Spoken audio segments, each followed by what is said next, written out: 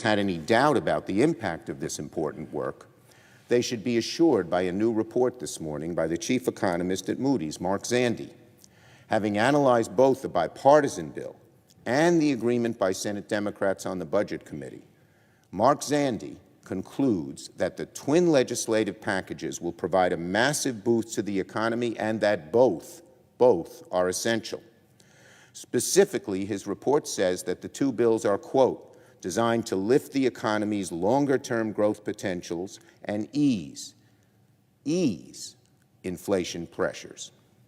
Again, despite the sometimes hysterical warnings about inflation from Republicans, the chief economist at Moody's concludes that those concerns are, quote, misplaced, quote, overdone, and that our two infrastructure bills are designed to ease, his words, inflation pressures.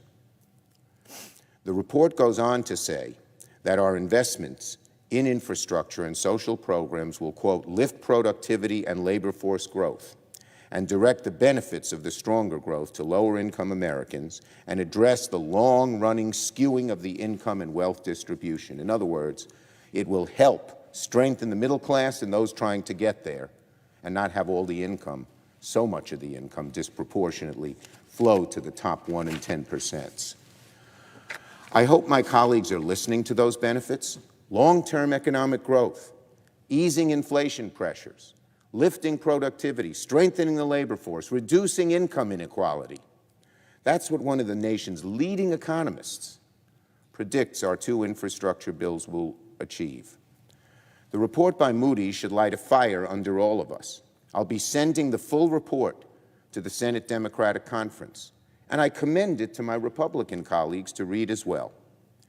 It's been decades since this chamber has made significant standalone investment in our nation's infrastructure.